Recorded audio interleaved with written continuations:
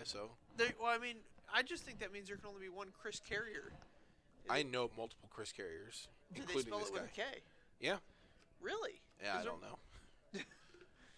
I was gonna be impressed. I don't know. I mean, he might be the only Kris with a K outside of Jenner that I'm aware of. Oh, I'm aware of multiple Krises with Ks. All right. It's one way to spell the name. He's got the squeaky cheeky. Yeah, that sleeves. shirt just says legend. What is this? Oh, is this part of the creature collection? Yeah, these are squeaky cheeky acorn breakers. Oh, I see what they did there. Yeah, they replaced some of the letters with other letters and put an animal in it. They're really reaching for these. Like, to be honest, season 1, all of them were pretty good. They're pretty good animal puns. Sure. Squeaky Cheeky is one of the better ones, to be fair. Among the worst.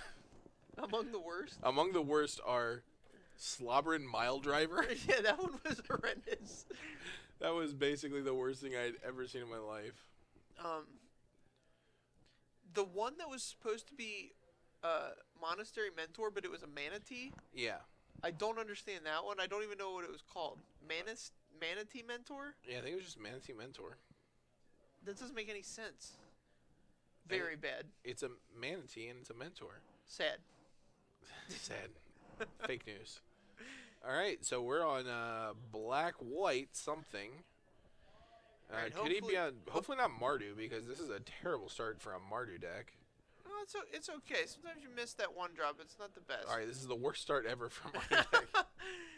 It would be the worst Mardu deck ever to have an Evolving Wilds in it. So I misspoke before when I said the previous Evolving Wilds art was the worst, because this one, holy smokes.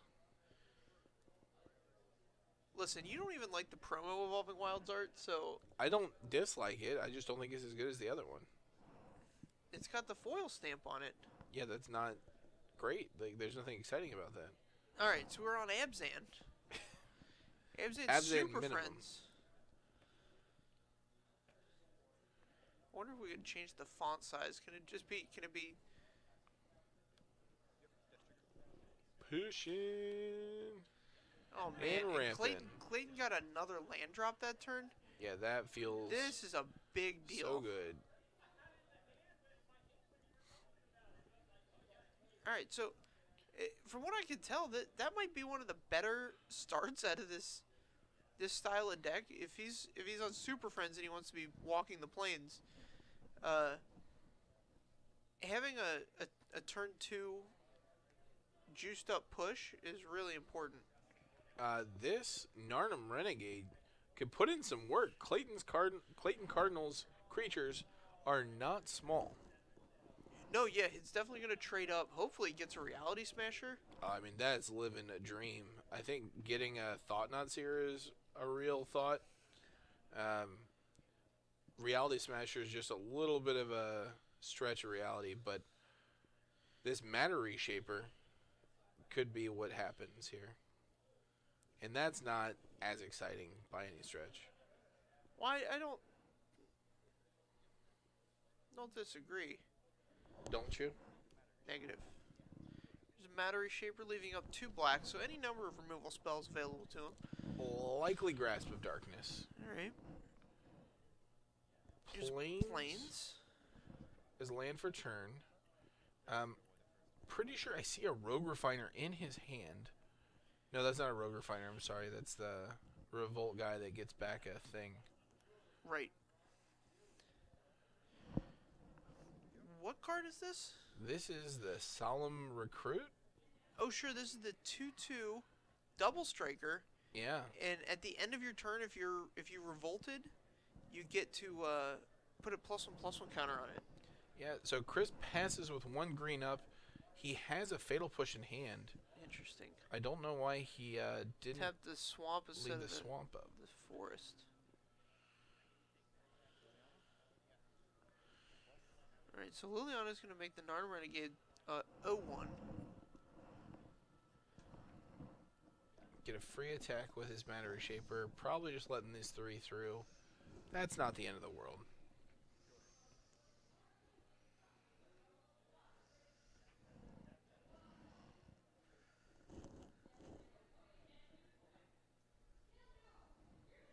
looks like Kris has added Gifted Aetherborn to his hand, which is a pretty solid addition here. These small Death Touch creatures, deceptively good against this mono black Eldrazi deck. Clayton is probably not excited to see these.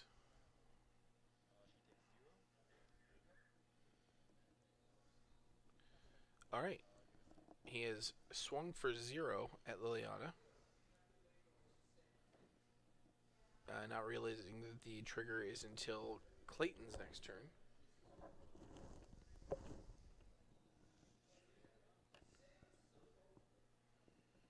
And it turned Swamp for Clayton.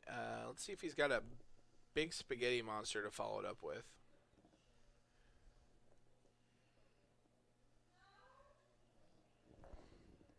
The draw might have been a Distended Mindbender, which is pretty exciting. Yep.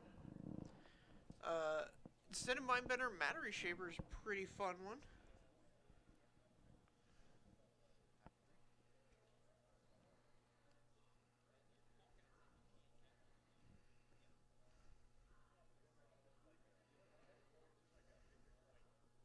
There it is.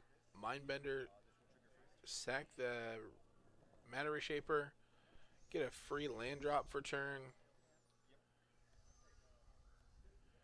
Alright, so we've got Nissa, Renegade Rallier, Avacyn, Fatal Push. It's a pretty solid hand. Avacyn's definitely gone.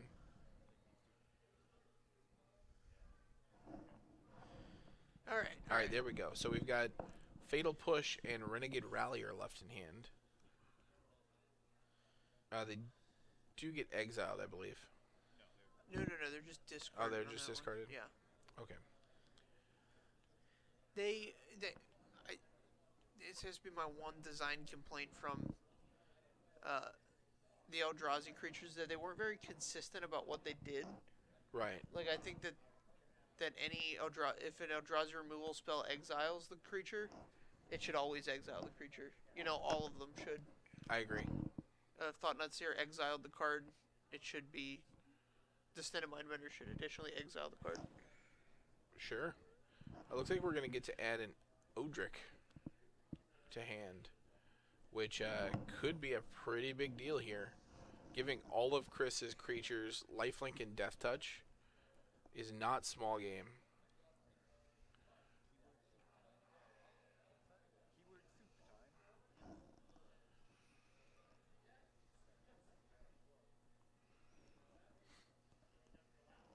We do get a free attack on Lily here if we want for 1.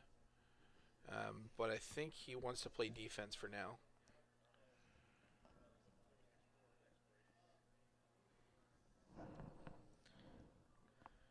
So now Clayton has the option of plussing Lily on the Gifted Aetherborn, which isn't a great deal here. It doesn't let him attack. Or he can minus and get back a Matter Reshaper, which is also not that impressive. I don't know what he's got in hand. Hopefully some removal spell to deal with his Odric before that gets out of hand. I'll tell you what, you were right about this Narnum Renegade putting in work. It is definitely holding back this Distended Mindbender. The third Reshaper. And a Kalitas. Very nice.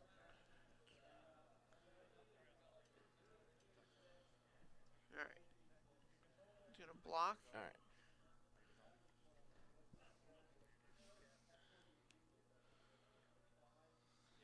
Alright, and the Fatal Push for the Kalitas. Pretty good exchange there. Yep. Can't ask for anything better. I'll tell you what Kris needs. He needs something that's going to consistently give him Revolt. Yeah, so that kind of thing doesn't really exist in Standard. Yeah, so the card I would be playing to do this would be the Aether Geode Miner. Okay.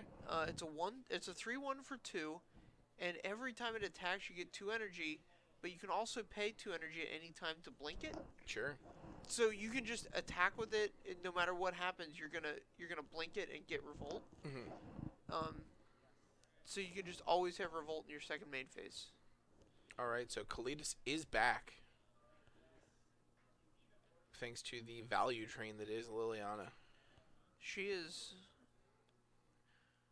a serious value engine. Now, if we can get somebody with flying, vigilance, first strike, any of these down, yeah, I mean, if he has a game. first striker, it would be huge here. Okay, so his creatures had Death Touch, Lifelink.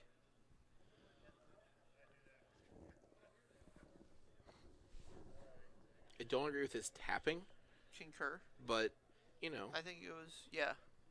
YOLO. Right?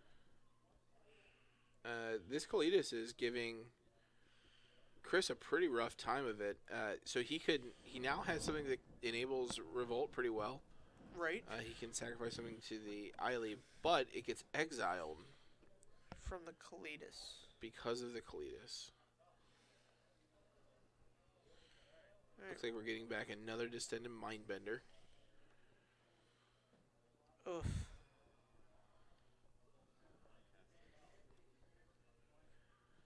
It's definitely the right card to get back.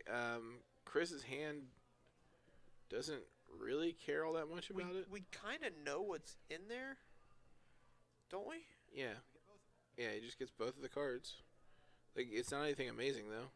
Right. I mean, Kris is now 100% living off the top of his deck. I don't think this deck, I don't think this game looks great for him.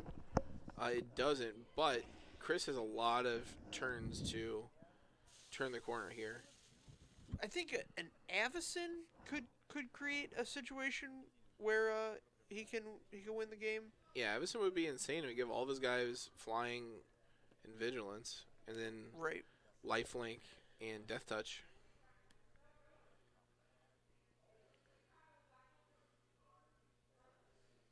Okay, you just take 3 here. Oh, I'd probably just take 8. Yeah, I would take 8 here. That's fine. Go to 6. Not the best thing to happen, but totally reasonable in this situation. Right.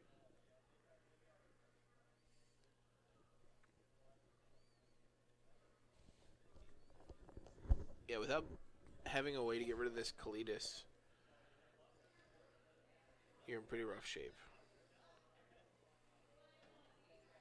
So not an Avacyn as it's something he's deploying now. Vigilance is a big deal here. Yep. Not a small deal, at least. And 5 lands means that this is a 4/5. I thought it was 6 lands was the threshold. Oh, sorry, yeah, it is 6 lands. Okay. Sorry, I'm a little quiet. I'm thinking real hard about this board state. I can't figure out what, so being at 6 is not where you want to be.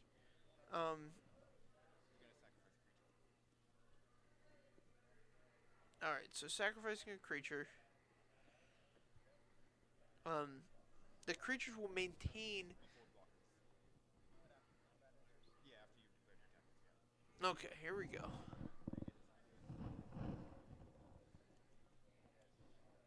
So the creatures still have Death Touch and Lifelink.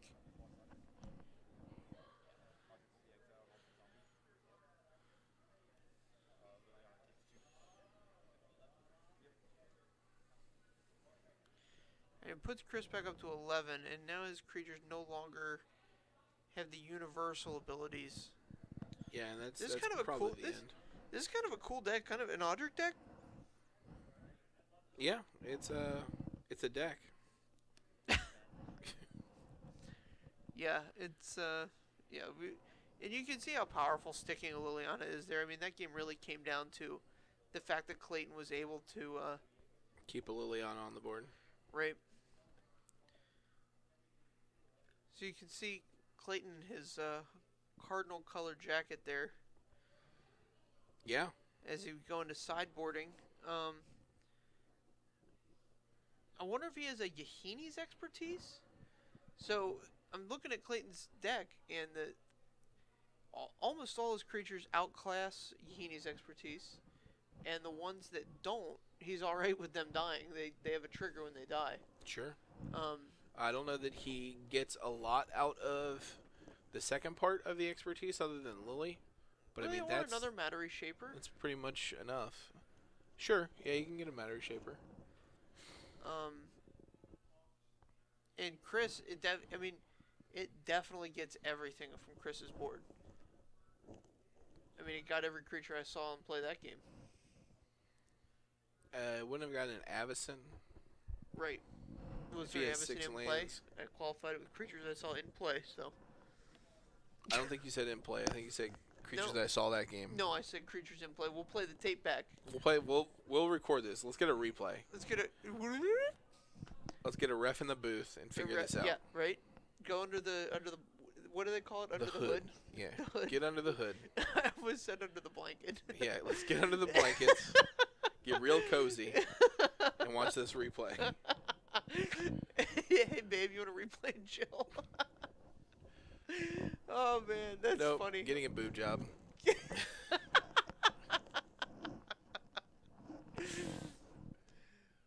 So for you guys out there in the world, I want you to follow. What time is it? Is it past children's bedtime? No, it's 8:49. All right, can't tell that story yet. If you see me at an event, ask me about the taco girl. We just established it's not past the kid's bedtime. Can't say that kind of thing. Can't say that kind of thing. No. All right.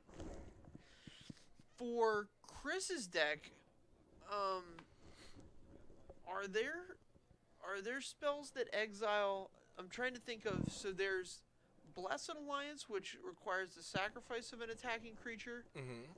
Immolating Glare destroys an attacking creature. Mm-hmm. I want some clean answers to these giant idiots. Stasis Snare. Stasis Snare is a strong choice. The popular one we saw in the the control decks that were trying to be hardcore control decks from a month ago or so, just up after the Pro Tour, was Quarantine Field. Yeah, I don't think this is really a Quarantine Field deck, but no, I concur. It doesn't generate nearly enough land drops. Looks like we're gonna get a couple Harsh Scrutinies. A Noxious Gear Hulk. Okay, a Noxious Gear Hulk could be huge. Harsh Scrutiny. Yeah, Stasis Snare's the cleanest answer there. Doesn't really fit in with the deck all that well, but who cares, man? Also, I don't think you would play Stasis Snare in this format if your deck was tuned to an actual metagame. Oh yeah? Yeah. I would imagine you'd have some Thalias in the board. A deck like this, you probably want to go under. Oh man, Thalia is probably pretty good so it's great for Kris specifically because ideally you're playing, smaller creatures earlier in the game and Clayton's playing bigger creatures later in the game, hoping to brick wall you before you can get him below 20. But Thalia, it turns off those big guys for that necessary turn, and it can actually gain you some value against a card like Reality Smasher. The haste is no longer relevant. Not to mention, we saw a ton of Death Touch. If we add Odric and a First Striker to the mix, that becomes unbeatable in combat. Yeah, First Strike Death Touch is quite the combination. Death Touch and Trample, also another really fun one. Yeah, Death Touch Trample is nice, but you have to have some fatties to pull that one off. Yeah. That was the old Grave Titan Kessig Wolf Run combo. Oh gosh. That was a nice thing to happen. I imagine it being like a stiff arm. Like receiver gets the ball, turns up field, and just deals 1 damage to this creature, and puts it down and heads for the end zone. That's how I picture it. It's a pretty nice picture. Sometimes I think about the creatures actually being on the battlefield, like battling with each It's other. a Grave Titan, so it's got like all these little arms and it just pushes each creature out. Yeah. Multiple stiff arms. Okay. Oh yeah. So we have Oath of Nissid for an Aether Hub.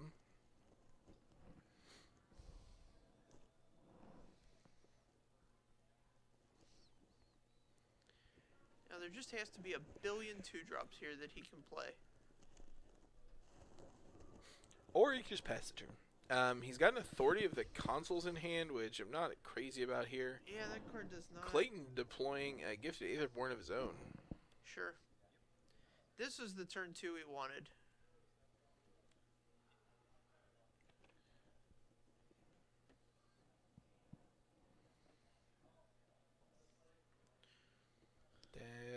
That's Lily.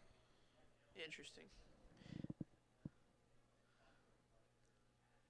As I was like sitting here, like, okay, why didn't he block? Why should he block? What should I say about this? Yeah. I thought about how great the removal spell Disfigure is. Yeah, Disfigure is a solid one. Yeah, this is not where you want to be. We have Liliana off to the races again. I mean, if I'm Clayton, I want to create a situation where this Liliana never has a reason to go negative. Yeah. I just want to get it to 7, ultimate it.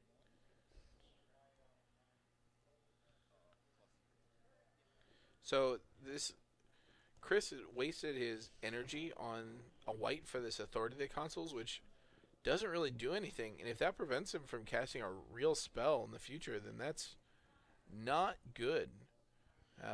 It looks like he doesn't have a play here.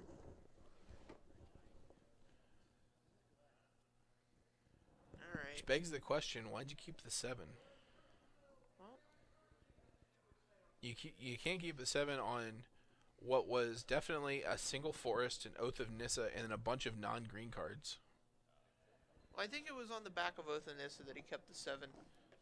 Yeah, but what's your best case scenario there? You draw like a land, You just- still can't cast anything, except this Authority of the Consuls, and then you just have to runner lands. Like 6 is way better than that. Yep. I think mulligans are the hardest thing to learn. Here, okay. This is a card. Is it though? Yeah. Well, so it's got a Magic the Gathering back. Okay. It is in fact produced. Looks like it's got a squeaky cheeky back. Produced by Wizards of the Coast. Squeaky cheeky So back. it's a legal Magic the Gathering card. Okay. If Clayton ultimates this Liliana, we're just gonna shut it down. Just shut it down, boys. Granted, all his zombies will come in tapped, and Kris will gain a life every time a zombie comes into play. Yes, but we are shutting it down. but I'll take an endless stream of zombies over Chris's life gain any day of the week, and twice on Sunday. 3 times on Sundays that happen to be February 29th. Okay. What if he has a second Authority of the Consuls? Okay, so the first attack from any one given zombie is negated. Right. In every subsequent attack then deals damage. Correct. Okay. So it still doesn't win him the game. How many attacks, or how many turns, assuming there's nothing else going on, does it take for Clayton to win in that case? Hunter Hershko Fugate, if you're in the chat, please answer this question, because I could design the equation that tells me this, but I don't care to think about it now. Somebody asked me why I became a hairdresser the other day, and I said because it's not that important. Because I don't ever have to think about something that's actually like critically important. Nobody was going to live or die on decisions I make. Yeah. And at some point I decided that that's the stress level I wanted in my life. So Kris can now cast a spell if he wants. Oh yeah, he's got all kinds of options. Honestly, it's probably best if he doesn't. And just lets this go.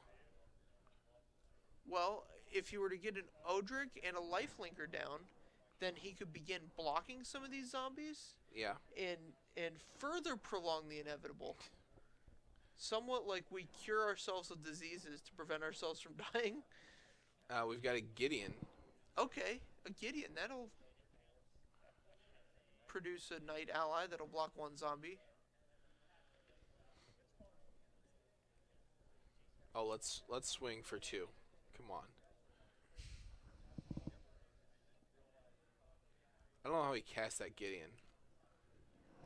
He's got a Blooming Marsh, 2 forests, and an Aether Hub with an Unbridled Growth. I'm not entirely sure that Gideon was a legal play either. But it doesn't quite matter. Does this Liliana trigger during the end step? The beginning of the end. The beginning? You're not wrong. It is the beginning of the end step.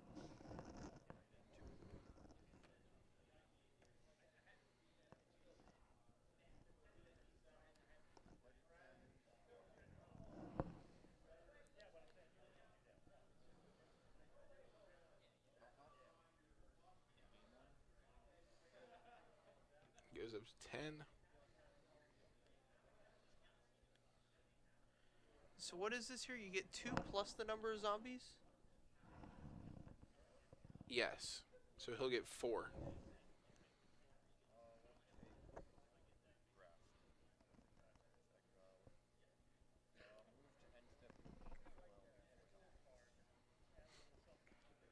All right.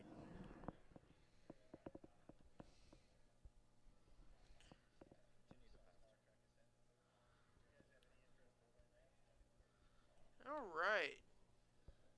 Kris is gonna... Alright. Draw some cards. We're gonna see some life totals change here wildly.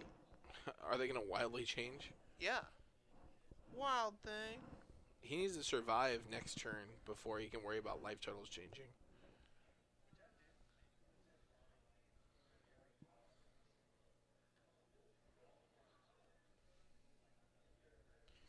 Yahenni's expertise?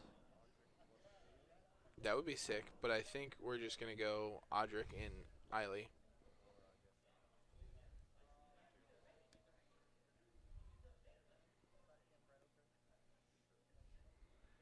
Oh, we're sacrificing the Unbridled Growth for some reason. Oh. And now he can't cast Eiley. Alright. Kris has announced that he loves the game, but he sucks at it.